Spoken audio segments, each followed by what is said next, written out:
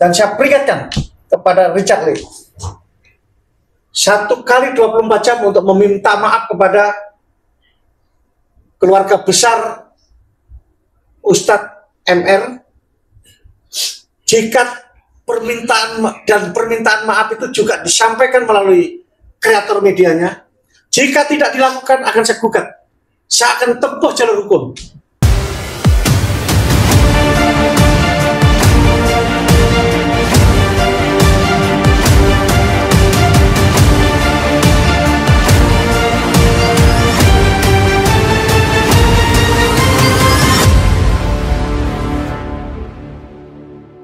Kasus yang sedang viral saat ini di Bekasi, seorang ustadz diduga mencabuli anak angkatnya telah merebak menjadi isu nasional. Seperti apa kisah dan ceritanya? Kita usut. Kasus dugaan tindak pidana kekerasan seksual yang menyeret tokoh agama berinisial MR di Kabupaten Bekasi telah memasuki babak baru dalam proses hukum. Kasus ini bermula dari laporan yang dilayangkan oleh 2 pelapor, yakni ZA dan SA kepada Polres Metro Bekasi pada Juli 2025. Keduanya menuduh MR telah melakukan pelecehan dan persetubuhan secara berulang sejak mereka masih di bawah umur. Berdasarkan hasil penyelidikan dan pengumpulan bukti, pihak kepolisian telah menetapkan MR sebagai tersangka dan menahannya atas dugaan pelanggaran Undang-Undang TPKS dan Undang-Undang Perlindungan Anak. Publikasi kasus ini semakin meluas setelah ZA tampil di media dan podcast yang dipandu oleh Dr. Richard Lee. Aku yang bantuin kalian ya. Kalian mau atau enggak? Mau, dok. Mau kalau dokter berkenan. Kalau kalian mau, aku besok konferensi pers untuk kalian. Aku kumpulin media, aku support tim kuasa hukum aku. Untuk kalian. Kalian mau atau enggak? Mau, dok. Kita kejar ya? Iya. Kita kejar keadilan untuk kalian ya. Karena menurut aku ini biadab sih. Sementara itu, di sisi lain, pihak MR melalui kuasa hukumnya telah menyampaikan bahwa mereka akan menggunakan hak hukumnya untuk menanggapi penetapan tersangka tersebut. Pengacara MR menggelar konferensi pers untuk menyampaikan keterangan resmi dan hak jawab kliennya terkait semua tuduhan yang beredar luas di media. Hari ini sengaja saya mau mengklarifikasi dan saya sengaja akan meluruskan berita-berita yang miring di media cetak atau media sosial serta podcast yang juga dirilis, di-framing oleh saudara Dr. Richard Lee. Peristiwa ini terjadi bukan peristiwa pelecehan atau perzinahan dengan anak, ya, peristiwa anak di bawah umur. Tapi yang terjadi adalah pelecehan itu dikala usia sudah dewasa. Saudara Z itu lahir tahun 2003. Saudara Z ini dipungut anak oleh Ustadz MR dan Ustadzah Nunung dikala usia 1 tahun 4 bulan, ya, dari orang tua mereka. Nah, berjalan waktu, Z ini menjadi tumbuh anak yang baik, anak yang cerdas dan pintar. Pada usia tumbuh kembang, Z sekolah TK sama seperti yang lain, sekolah SD sama dengan yang lain, dan sekolah di Sanawiyah yang di At-Taqwa dan sekolah aliyah di At-Taqwa pula. Nah, saudara-saudara, teman-teman para media, bahwa saya yakinkan Ustadz MR dengan Ustazah N ini memang sudah menganggap seperti anak kandungnya sendiri. Betapa tidak mereka, Jet ini disekolahkan sekolah yang sangat prestis dan dengan biaya mahal, dengan segala keterbatasannya. Dengan segala keterbatasan seorang ustadz dan ustazah, hanya ngajar dari pintu ke pintu, itu yang perlu. Nah, setelah lulus aliyah, saudara Jet ini kuliah di Universitas di Ciputat dengan lulus cukup bagus. Nah, mengambil jurusan Fakultas Hukum Tata Negara. Itu sejarahnya.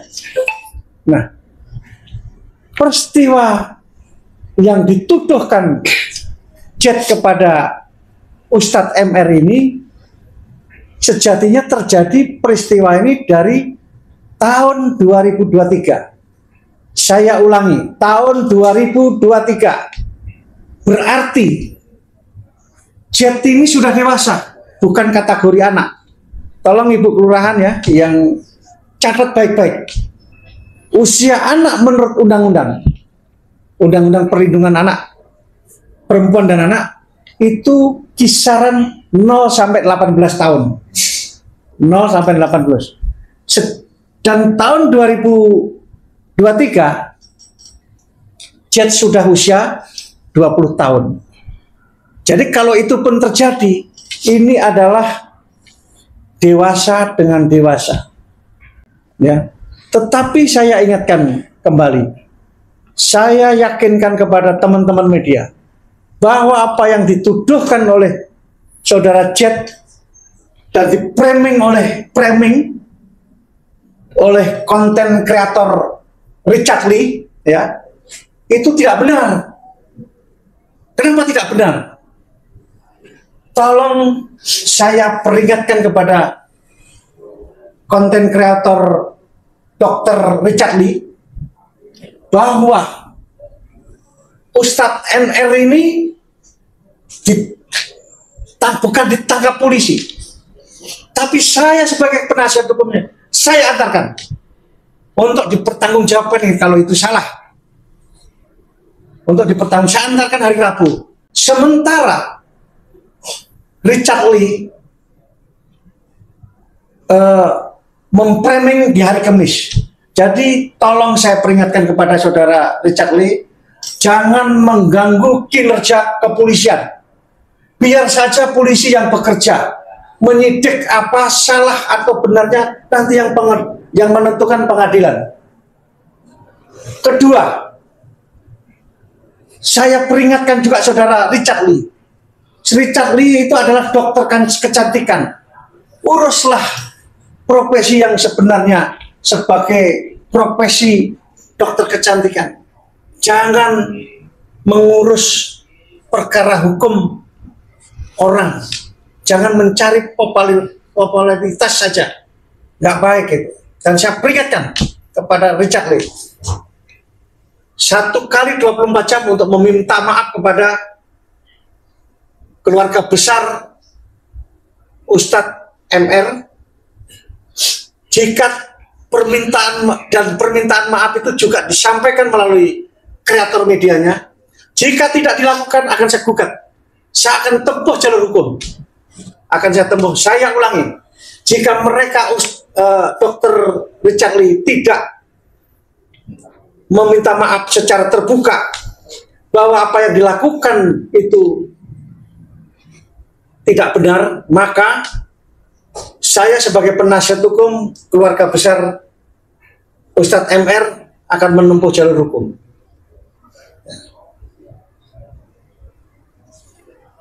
Dan saya minta kepada teman-teman sekalian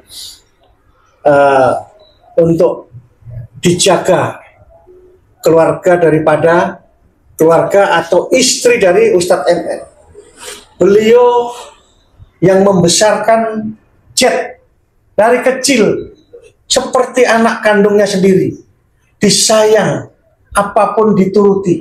Betapa kecewanya beliau sebagai orang tua yang mengangkatnya.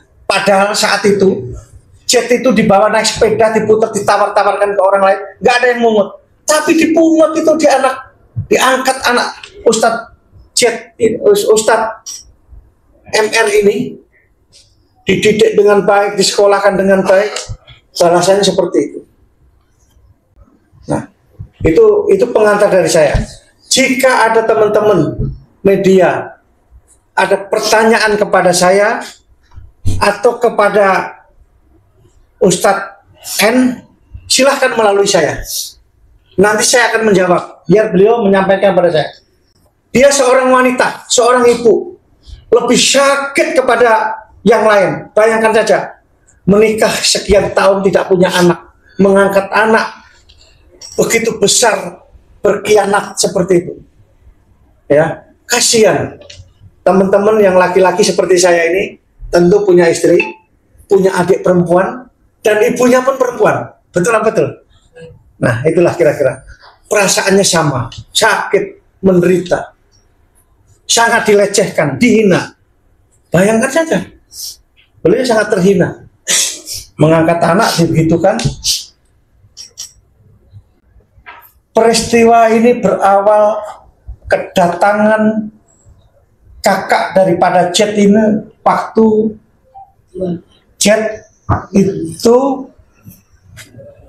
kuliah sekolah di At-Taqwa, sudah di tingkat aliyah, berarti tingkat sudah dewasa. Diracun ini ya, si Jet ini diracuni sama kakaknya. Sebenarnya waktu menyerahkan anak dulu, ini saya agak mundur dikit, Ustadz MR dan istrinya ini akan mengungkapkan bahwa status saudari Jet ini saat nanti akan menikah setelah dewasa. Itu diutarakan dengan saya. Itu perjanjian saat menikah. Tetapi yang ada, begitu tahu mapan hidupnya, betapa tidak sayangnya, diajak umroh, diajak jalan-jalan, disekolahkan yang baik, dididik yang baik. Sadar atau tidak sadar, Jet ini menghancurkan hidup masa depannya sendiri. Kalau sampai dia ada yang menodai, berarti yang dia menodai bukan Ustadz, saya bantah hari ini. Yang menodai Jet bukan Ustadz MR, tapi dinodai oleh laki-laki lain. Itu saya yakinkan. Kalau tidak, akan kita buktikan. Ini bohong ini. Tidak ada dua korban. Mungkin yang korban satunya merasa korban. Coba saudara cek ibu yang dari kelurahan. Saya sebut saja, saudara S. Saudara S ini adalah orang tuanya yang diberi tempat oleh Ustazah ini di sampingnya, tidak membayar, ya hidup gratis lah, ya numpang. Tapi dipitnah seperti itu. Mestinya kalau terjadi itu dua, terbuka saja sama Ustazah. Ustadz, saya diginikan. Itu tidak terjadi, itu fitnah. Dan itu yang akan saya laporkan itu ke polisi. Lapornya atas Richard Lee saya akan sampaikan dia melanggar undang-undang IT, ITE 1. Kedua, menyebarkan berita bohong. Ya, menyebarkan berita bohong. Itu fitnah, nggak boleh itu. Jadi dia kalau teman-teman media itu kan pasti dua sisi. Ada dikonfirmasi, ada pihak. Ini kan sepihak. Kalau Dr. Richard seperti itu, dengan mudahnya memframing, nanti semua orang bisa diframing. Begitu nggak suka, diframing karena dia punya kekuatan finansial, orang jadi tersangka, orang jadi pesakitan. Nggak boleh, ini penegakan hukum nggak boleh begitu, rusak negara ini. Harus. Pertanyaan dari kecil yang mandikan mamanya, dari kecil yang memandikan mamanya, ya, yang mengurus sekolah mandikan mamanya. chatting-chattingan itu setelah perubahannya saudara Z itu setelah kuliah, ya, setelah umur 20 tahun, setelah dia tahu bahwa Ibu Ustazah Nunung ini dan Ustadz MR itu bukan ayah kandungnya dan bukan ibu kandungnya, karena dikasih tahu dari kakaknya tadi, datang ke sekolah At-Taqwa itu tadi. Itu. Jadi chatting-chattingan itu betul, tetapi mereka sudah dewasa, sudah umur 20 tahun, sudah kuliah ada di sana, dan perubahan itu pernah ditegur sama ibunya, jangan begitu sama ayah, kamu udah gede, ditegur itu. Tapi memang dasar anaknya ya seperti itu, sudah ditegur, bukan gak ditegur, dia sendiri yang mengekspos itu. Diekspos itu sekarang begini, kalau cecetan kan nih dua belah pihak nih, antara teman-teman di depan itu sama saya, kan cecetan berarti kan kita berdua nih. Kalau di situ kondisi telanjang, maaf kata nih, terus saya masih pakai baju gini, apakah saya melecehkan teman yang di depan? Itu yang dianggap pelecehan. Saya tambahkan lagi bahwa Z ini anak yang cerdas, kuliah di Fakultas Hukum Tata Negara di IAIN. Dia paham betul tentang hukum perlindungan perempuan dan anak. Paham. Makanya dia membuat skenario seperti ini. Ada sesuatu hal yang dia tutupin, ada permintaan yang tidak dipenuhi oleh Ustadz maupun ibu angkatnya ini maupun bapak angkatnya. Contoh, waktu beli mobil, dijual, itu juga bagian dari sakit hati. Dibelikan mobil dijual karena kebutuhan. Nah, di podcast berdua itu sangat mengada-ngada, tidak benar itu, tidak benar adanya.